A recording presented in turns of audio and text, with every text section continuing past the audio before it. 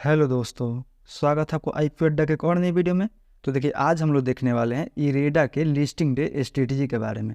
तो इस वीडियो के माध्यम से मैं आपको बताने वाला हूं कि लिस्टिंग डे के दिन हमें कैसा स्ट्रेटेजी बनाना चाहिए जिससे कि हम इस आईपीओ को लेकर लॉन्ग टर्म में भी और शॉर्ट टर्म में भी प्रॉफिटेबल हो सके।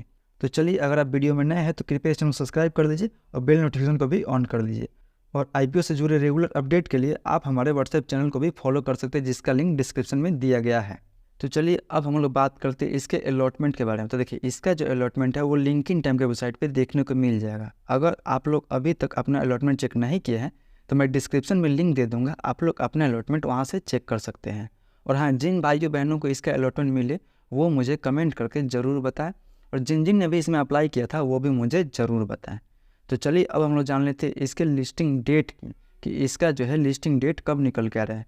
तो देखिए, 27 नवंबर को मार्केट में छुट्टी है गुरु नानक जयंती को लेके, तो इसका जो हमें लिस्टिंग है वो 28 को देखने को मिल सकता है। तो ये तो होगी लिस्टिंग के बाद।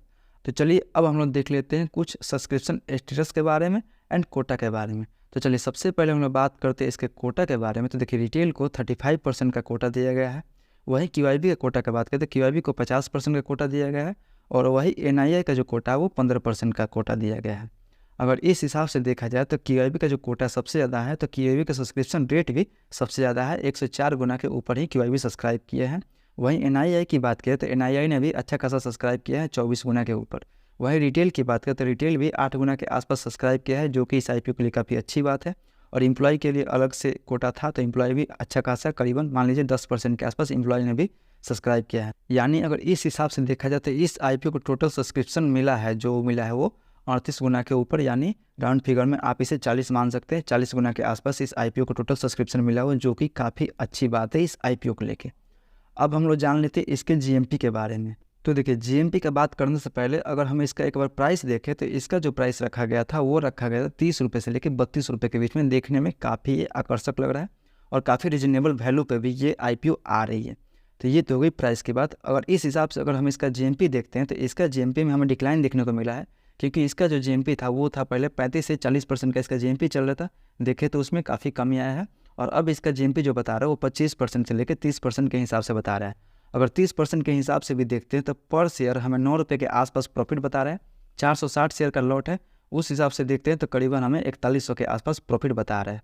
अगर इस हिसाब से देखते हैं तो इसका जो अंदाजन लिस्टिंग प्राइस निकल कर रहा है वो आ रहा है 40 रुपये से 42 रुपये के बीच में। ये कहीं भी लिस्ट हो सकता है। मैं ये नहीं बोल रहा हूँ कि ये जो इसका लिस्टिंग प्राइस है वो फिक्स है, हाँ ऊपर नीचे ज़रूर हो सकता है। ये मेरी अनुमान जहाँ तक है वो 40 से 42 के बीच में है। तो ये तो हो गई जीएमपी की बात। अब हम लोग आ जाते हैं अपने फाइनल डेस्टिनेशन पे, कि इसमें अपना स्ट्रेटेजी कैसे बिल्ड करना चाहिए। तो देखिए, इस वीडियो में हम लोग दोनों के लिए बात करेंगे, जिनको ये अलॉटमेंट मिला हुआ है और जिनको ये अलॉटमेंट नहीं मिला हुआ है। तो सबसे पहले हम लोग देख लेते हैं कि जिनको ये अलॉटमेंट नहीं मिला हुआ है उनके लिए बात करते हैं कि वो इंट्राडे में अपना प्रॉफिट इसमें कैसे बनाएं। तो देखिए, इंट्राडे में अगर मार्केट जो है अच्छा खासा आपको ग्रीन में खुल रहा है और 25 से 30% के जीएमपी पे लिस्ट हो रहा है, तो इंट्राडे में भी आपको 5 से 10% का अच्छा खासा गेन भी देखने को मिल सकता है। तो अगर ऐसा रहा तो आप इंट्राडे में भी ज़रूर जाइए। वहीं बात करते हैं लॉन्ग टर्म के लिए, तो लॉन्ग टर्म के लिए तो कंपनी मुझे काफ़ी अच्छी नज़र आ रही है। देखा जाए तो कंपनी का जो प्रॉफिट है वो साल दर साल अच्छा बढ़ते जा रहा है। वहीं 2022 से 23 के बीच में कंपनी के जो प्रॉफिट देखें तो वो कंपनी का जो प्रॉफिट है 36% के ऊपर से ही कंपनी का जो प्रॉफिट इंक्रीज हुआ है। देखा जाए कंपनी के लिए काफ़ी अच्छी बात है। वहीं देखा जाए तो कंपनी जो है सिंगल पी पे लिस्ट होने जा रही है। करीबन कंपनी की जो अभी का पी बात करें तो 8 का पी है, जो कि अपने इंडस्ट्री पी से काफ़ी सस्ती वैल्यूएशन पे लिस्ट होने जा रही है।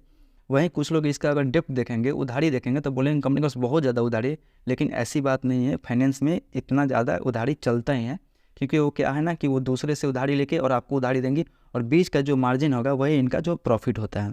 तो लॉन्ग टर्म के लिए ये कंपनी अच्छी मुझे नज़र आ रही है। देखा जाए तो ये कंपनी जो है मतलब 1 से 1.5 साल के अंदर 100 के पार जाते हुए मुझे नज़र आ रही है। जहाँ तक मेरा अनुमान है, ये मेरा अनुमान है, मेरा पर्सनल व्यू है कि हाँ 1 से 1.5 साल में 100 ज़रूर क्रॉस कर जाएगी। ये तो हो गई जिनको अलॉटमेंट नहीं मिला हुआ था। अब हम लोग बात करते हैं जिनको अलॉटमेंट मिला हुआ है। तो देखिए, जिनको अलॉटमेंट मिला हुआ है, या तो आप अगर लिस्टिंग गेन के लिए अप्लाई किए हैं तो आप अपना लिस्टिंग गेन लेके निकल सकते हैं, अगर आपके पास लिमिटेड पैसा है तो। और अगर आपके पास लिमिटेड पैसा नहीं है और आप चाहते हैं कि हाँ लॉन्ग टर्म में इसमें जाए, तो आप बेसिकली जाइए। लॉन्ग टर्म के लिए कंपनी मुझे बहुत ही अच्छी नज़र आ रही है। अगर उससे भी नहीं हो रहा है तो अगर आपके पास लिमिटेड ही पैसा है तो आप क्या कर सकते हैं कि आप अपना पार्शियल प्रॉफिट बुक कर सकते हैं। यानी आधा जो आपका अमाउंट है वो उसे बुक करके निकाल सकते हैं और आधा अमाउंट इसमें लॉन्ग टर्म के लिए छोड़ सकते हैं। ये तो हो गई पार्शियल प्रॉफिट की बात। अगर उतना भी आपके पास नहीं हो रहा है तो आप क्या कर सकते हैं कि आपका जो प्रॉफिट मार्जिन बच रहा है वो प्रॉफिट को आप इन्वेस्ट करके छोड़ सकते हैं, और आपका जो पूरा कैपिटल है, जो आपका प्रिंसिपल कैपिटल है 15,000 के आसपास, आप उसे आप निकाल सकते हैं दूसरे IPO के लिए। तो ये तो हो गई पूरी लिस्टिंग डे स्ट्रेटजी की बात। आई होप आपको ये स्ट्रेटजी अच्छी लगी होगी। अगर अच्छी लगी हो तो आप अपने दोस्तों के साथ शेयर कीजिए, इस चैनल को सब्सक्राइब कीजिए, वीडियो को लाइक कीजिए, और जो भी आपका सवाल है उसे कमेंट बॉक्स में ज़रूर पूछें। मिलते हैं अगले वीडियो में, तब तक के लिए धन्यवाद।